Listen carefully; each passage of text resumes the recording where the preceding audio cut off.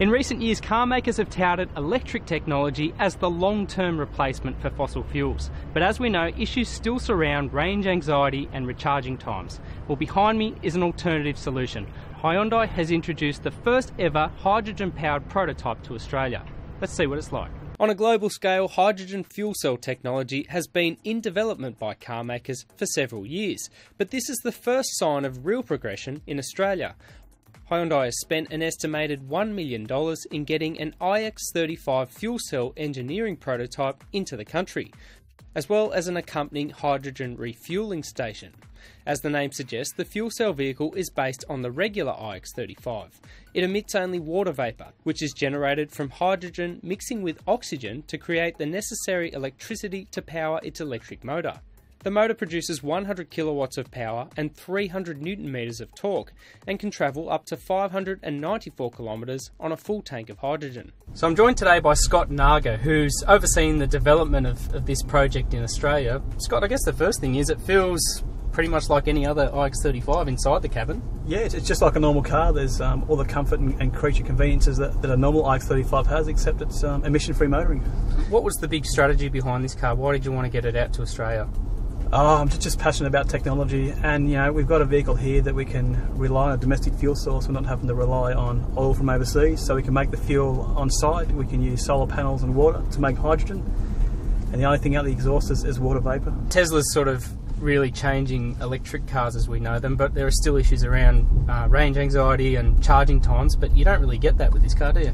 No, it's just like a normal car. We can go to a service station, we can refill in 3 minutes, and the vehicle's got a 600 kilometre range, so it's just like a normal car within the driving convenience of it and also the practicality. Now, being an engineering vehicle, I can't actually drive this car today, but more than happy to sit in with you while you do. Is there any, with an electric car you notice that there's regen braking and things like that are a little bit different to your conventional car? Is there anything like that stands out with this? Yeah, we've also got regenerative braking here, and you do feel that. The brake pedal feels slightly different, but you get used to it fairly quickly. Apart from that, it's just like a normal car. We could stick anyone in it on a road and they'd drive it like a normal iX35. There's nothing different at all. Starting out, hydrogen probably didn't have the best reputation for safety in not just automotive but different applications, but Hyundai's obviously confident that that's not an issue with this car. Yeah, as we said, we've got the vehicles with private customers in California, so private people are driving their car, their kids to school, they're driving themselves to work, doing the shopping run, because the cars are safe. It met all the regulations to get the cars into Europe and North America. Can you just talk me through some of the testing that you did with the tanks? Because I understand it's quite extensive. Yeah, the testing for the tanks includes drop tests, under pressure, burst tests, so we over-pressurise the tanks as far as they can go. They're made of an aluminium liner covered in a couple of inches of carbon fibre, so that they're very thick. They also do fire tests. They put the tanks under pressure in a fire bath, and then they fire bullets at them. Oh wow! So it's pretty extensive. You think about your normal petrol tank that's a mil or two thick.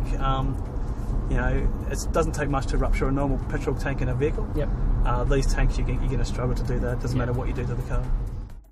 While the iX35 that we drove is strictly a prototype, Hyundai is pushing for its Korean factory to begin developing right-hand drive models for mass production. That means we could see the first mass-volume hydrogen vehicle on our roads within a couple of years. But before then, Hyundai says the immediate challenge is developing the underlying infrastructure. It says it is already in talks with the government to develop hydrogen refuelling stations similar to Tesla's supercharger network.